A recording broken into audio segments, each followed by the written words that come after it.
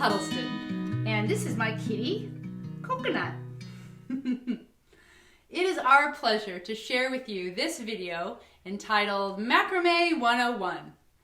We'd love to contribute to the Coginchaug Valley Education Foundation series, Speaking of Fun.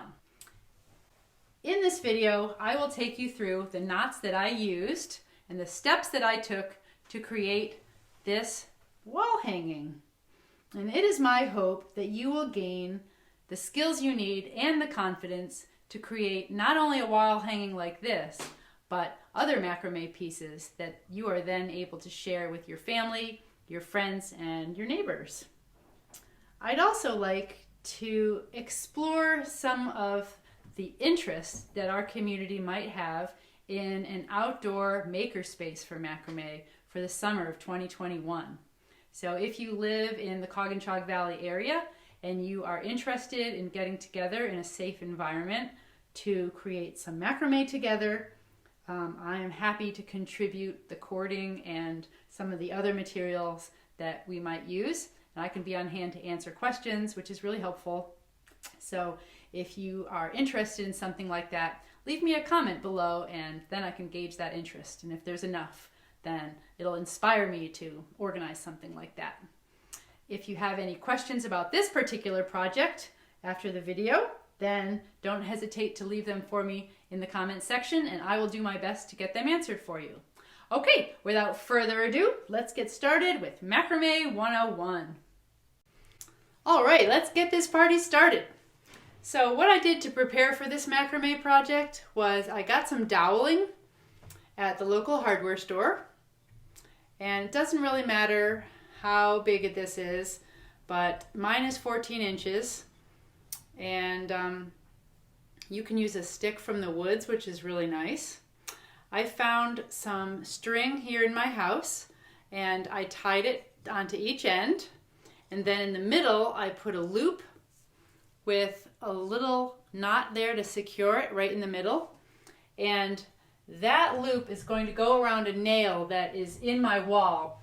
I had taken off a piece of art so that it would be already attached to the wall in a secure way. I didn't want to find a flimsy nail because I'm afraid I'm going to be pulling down on this project and I didn't want it to just come falling off and ruin my wall. There's a little messed up spot here on my wall from the artwork that was there, but oh well, we'll just disregard that. So here's the dowel hanging there to get started. And I bought some all cotton, 100% cotton macrame cord online. And the one I bought was this big honker of a roll, and it's 328 yards. And this particular size is 3 millimeter. And there's a whole variety of sizes. The 3 millimeter is a little bit skinnier than a lot of them, but you know, you can decide for yourself if you want to make it chunkier and have more of a thick look to it, or if you want to keep it thin and more refined looking. They are all beautiful, so you can't really make a wrong choice. So then what I did was I went along and pre-cut all my macrame cords so that I would have 20 lengths of 14 feet each. And I folded them all in half so that each length is going to be 7 feet when it's hanging here on the doweling. Now, the way I'll attach the cord to the doweling is I'm going to put the middle loop, which is right in the center of the cord, right over the dowel like so, and then I'm just going to bring my ends right through there. And this is called a lark's head knot, and we'll just pop it on there like that, and then we'll do 19 more of them. Okay, now that we have all of our cords on the dowel, it's time to start working on the body of our macrame. So excited. So what I did was I cut a little cord, maybe about 20 or 21 inches long, and that is going to be our filler cord to go across for the first row like that. So I got a little piece of Scotch tape here, and I'm just going to tape the end of the cord up here on the dowel to just keep it out of the way. So we're gonna do some clove hitch knots. So basically what we do is we just wrap each of these cords around this filler cord 2 times. So it's pretty simple here. We'll go 1, 2. And I'm stepping on all the cords on the floor because they're pretty long. So there's 1. There's our filler cord. So I'm going to take that first vertical cord and go around twice around the filler cord. There we go.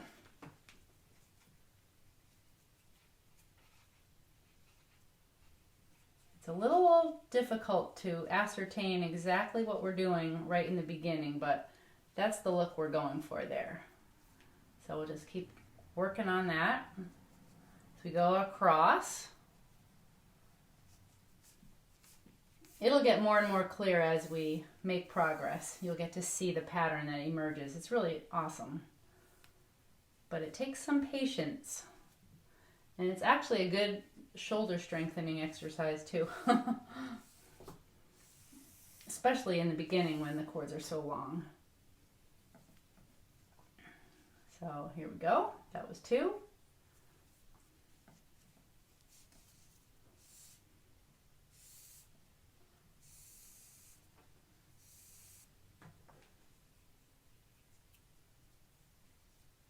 I hope you can see what I'm doing. I zoomed in so that you could get a better look.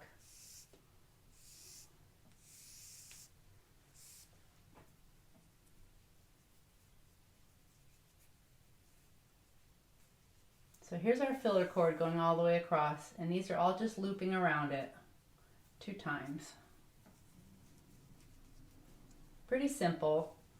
I'm trying to stick with some easy stuff here so that it's not too intimidating.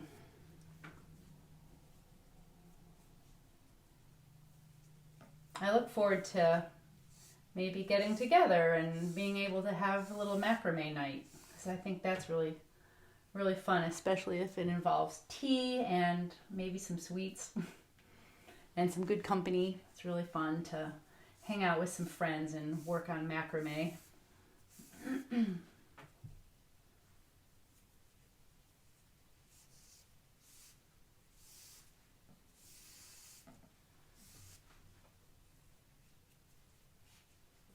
There we go.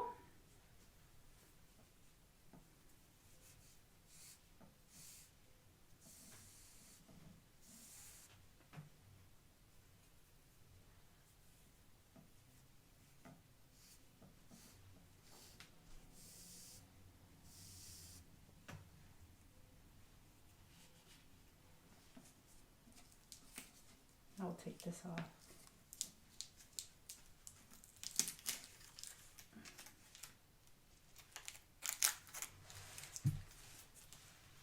Okay, so we finished our entire horizontal row, so we're ready to start the next section.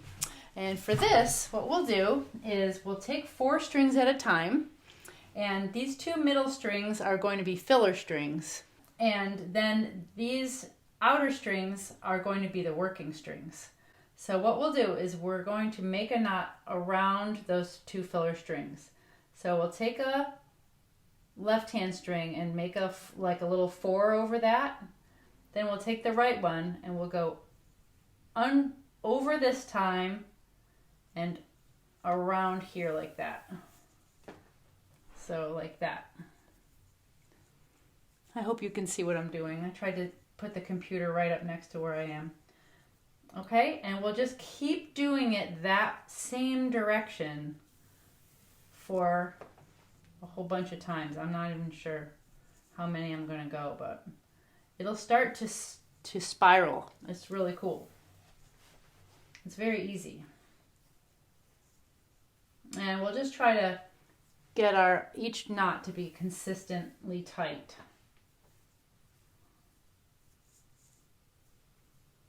So I'm not making it really super tight, and I'm not making it really loose either. I'm just trying to make it snug. See how it's starting to turn itself around? So cool. Love macrame.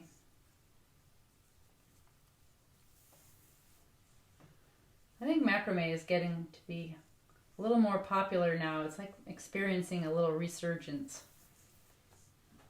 I feel like, you know, I used to think of 1970s as macrame, you know, time, the era.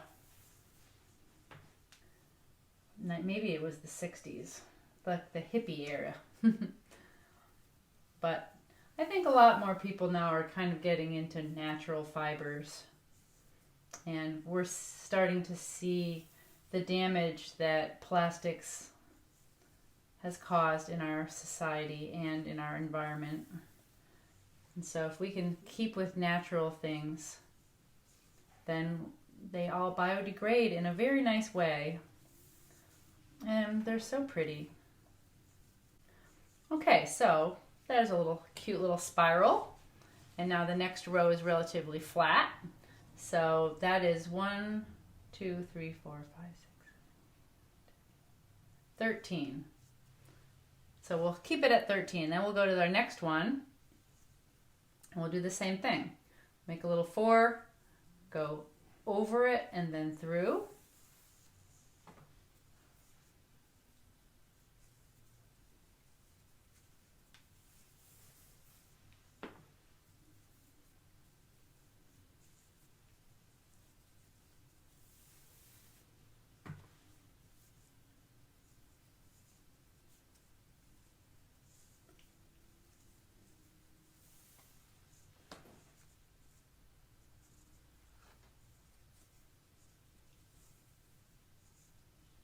I made that one a little too tight. There. Try to get them all to be about the same.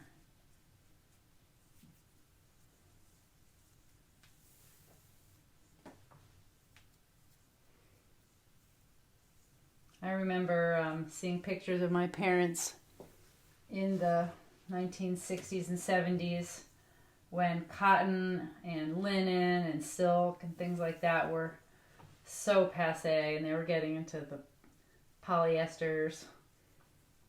They couldn't be caught dead in natural fibers, and the cool thing was to wear bright colors and polyesters.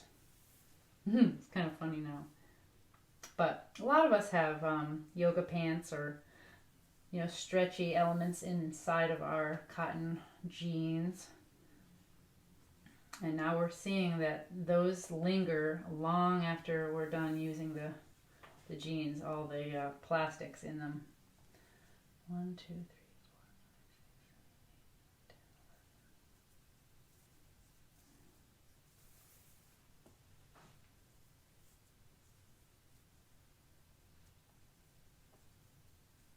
10, 11. It doesn't really matter which side you work on. It's the same either direction. So if it spins around on you, it's just fine. Okie dokes. So we have our horizontal row here looking pretty good. I also just turned on a light because it's getting a bit darker outside now. So to continue, we're going to start a series of square knots to make the body of the piece. So square knots, just like these little DNAs here, work in series of 4. So we're going to try not to get distracted by this little end piece here. And we're going to take our first group of 4 and do just like we did at the top. So we're going to make a 4. It seems to be the magic number. This little guy on this edge is going to go over this horizontal part of the 4 and up and through like that. And this time, instead of cinching it all the way up to the top, I'm going to leave it about here, so it'll be kind of mirroring the effect we have on the top side. So instead of doing it one way and continuing to do that same direction, we're going to not make a spiral. So this time we're going to do 4 the opposite direction. Put this outer one over the top and up and through like that. And that'll make us a nice square knot here. And I don't want to pull it too tight. I'm just going to leave it kind of loose. Okay, let's do the next series. We're going to do a whole bunch of these, so practice will make improvement. And things that seem confusing don't often stay confusing when you've done them about a million times. You gotta love macrame for the process.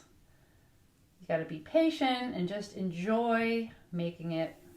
Enjoy being in the moment of creating something with your hands. I try to just be in the present as much as I can and not really focus on the end product, but just the process of doing it. Okay. So we'll go all the way across, and we'll do that a few times. And so I'll just skip forward to that.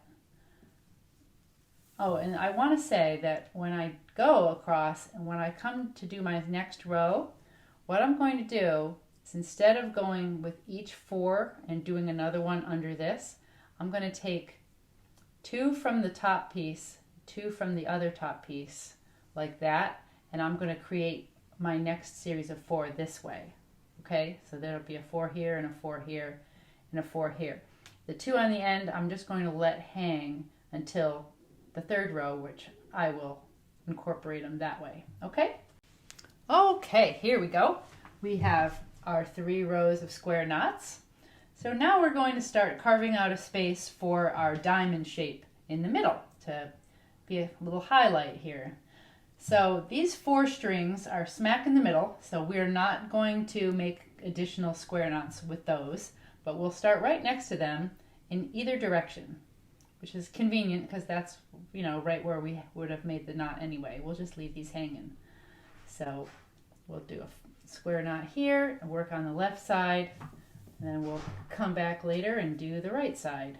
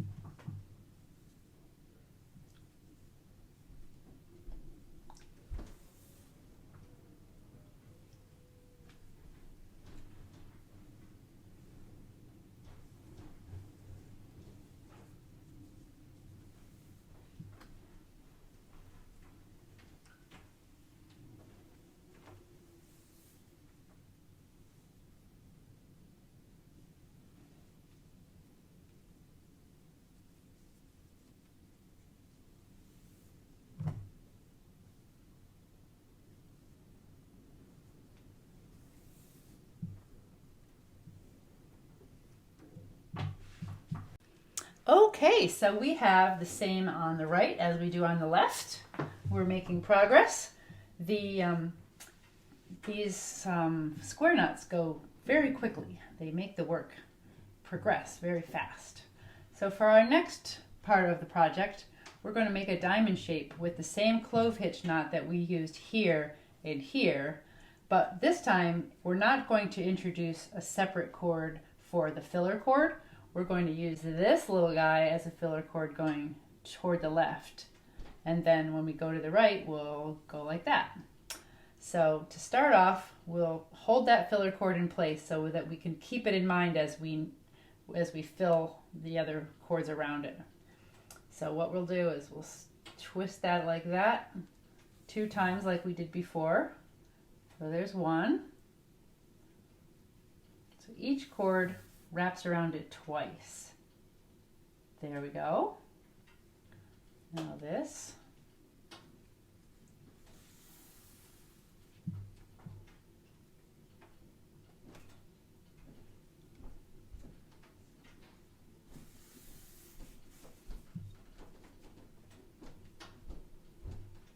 There.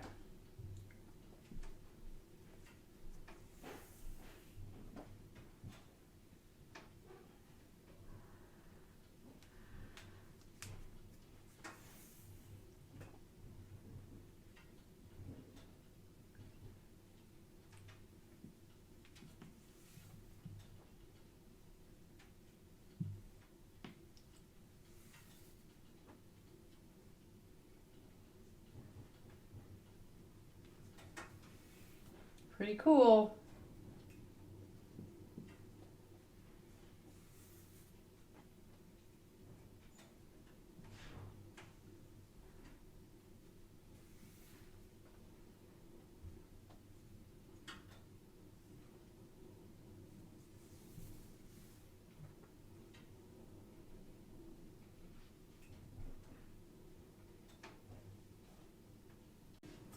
Okay, so I went as far as half of this last knot.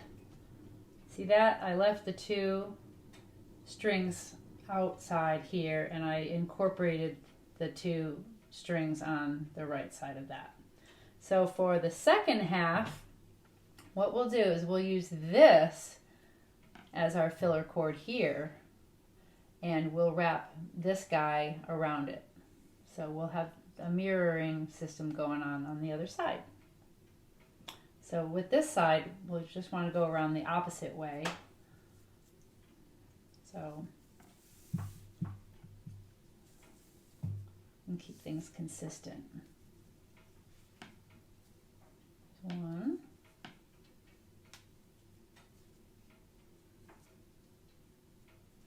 I'm a little sloppier on my left side. Whoa. There we go. Oops, I think I left too much there. Tighten that up.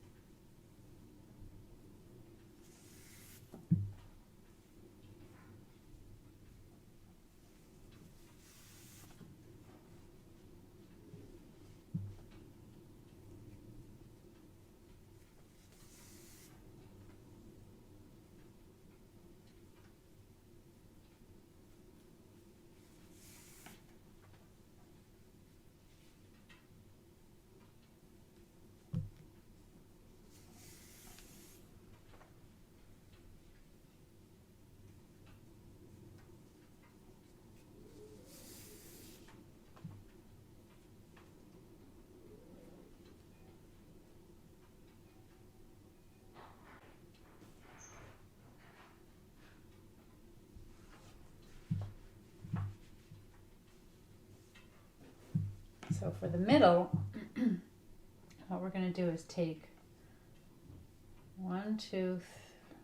take 8. 1, 2, 3, 4, 5, 6, 7, 8. We're going to keep those in the middle. So am I in the middle? No, I'm not. There, that one and that one. There. I'll do 4 sides, 4 on either side. And we're going to tie a knot around those to make our little centerpiece here. So we'll do a square knot, just like we have done all up above. And we'll just do that right in the middle. We'll try to get it to fall roughly equal to those. Get that guy in there. Now we'll do the other side.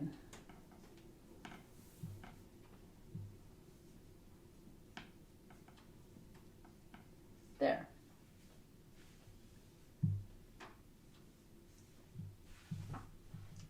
Okay, now we'll start our journey downward. There, cinch that up a little bit so it looks better.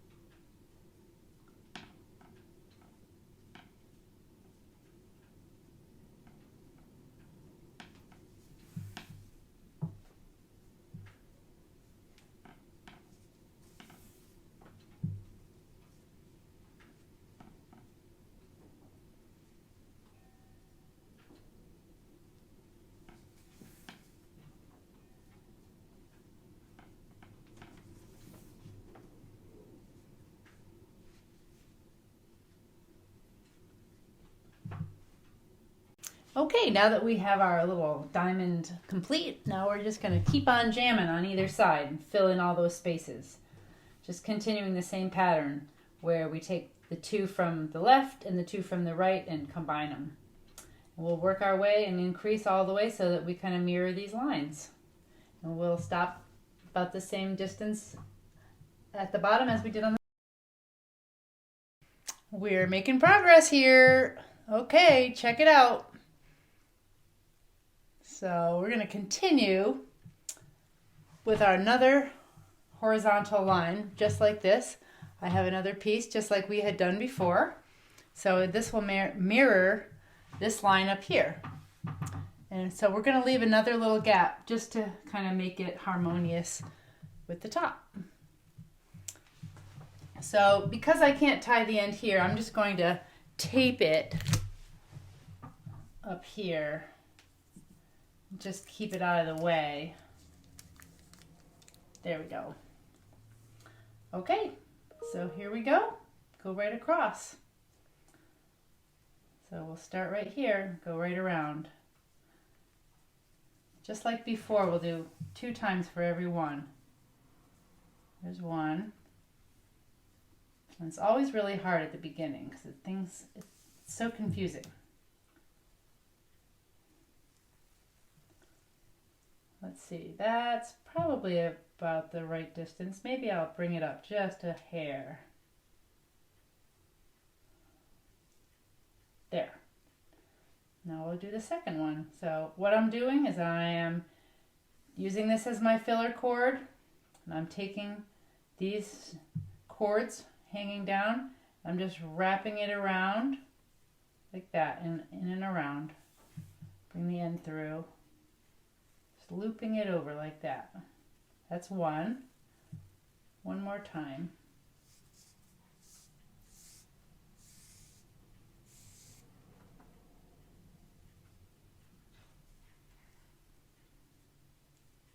Two.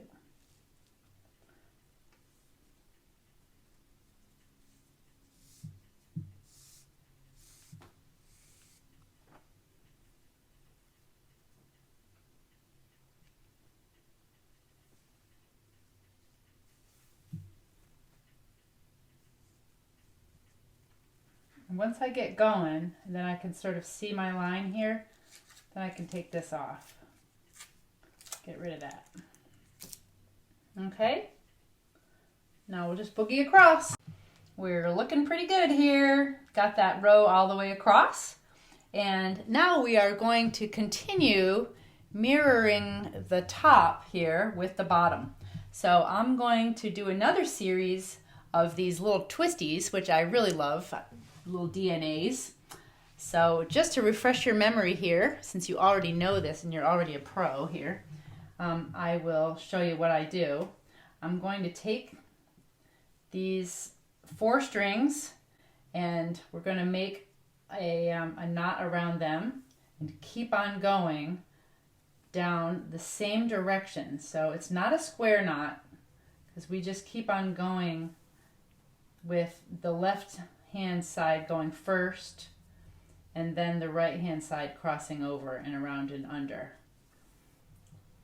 And we'll do 13 of them together just like we did on the top. So I'll be working on that and I'll catch you when I'm done.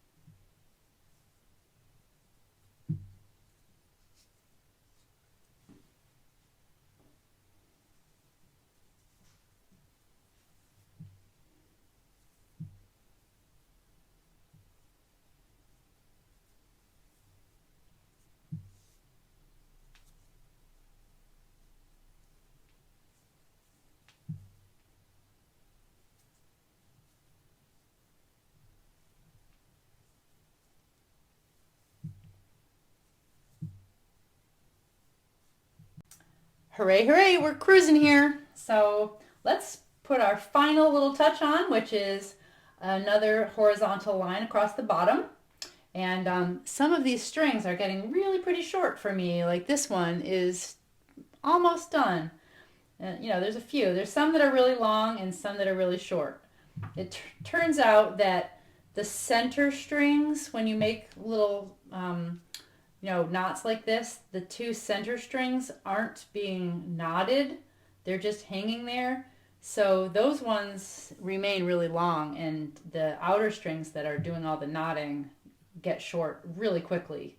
So it's a good thing we're ready to finish up. And so to make this final little stage here, I'm going to just tie this to this string up at the top.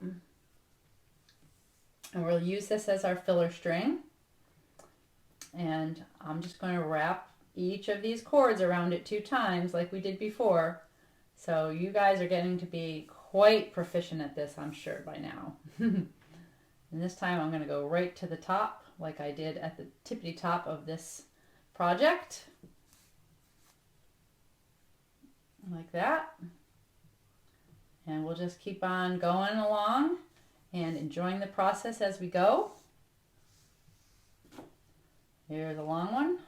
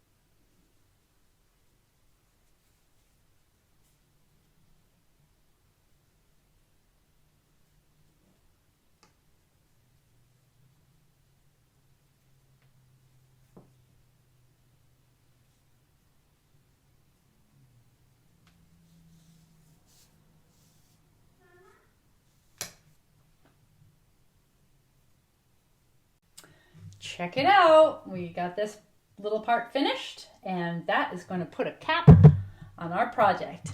So let's go ahead and trim these cords. As you can see, we have some very short ones here. So I think that is going to determine the length of all of them. So I'm going to go ahead and cut it right about there. And then all we have to do is tie these little cuties back, and then we'll be ready to say we're done. Ooh, I don't want to go uneven, but it's good enough, right? That's the good thing about macrame, is it's kind of folkish, so it doesn't have to be exactly precise. I always try to get it as careful as I can, though, because I can't help it.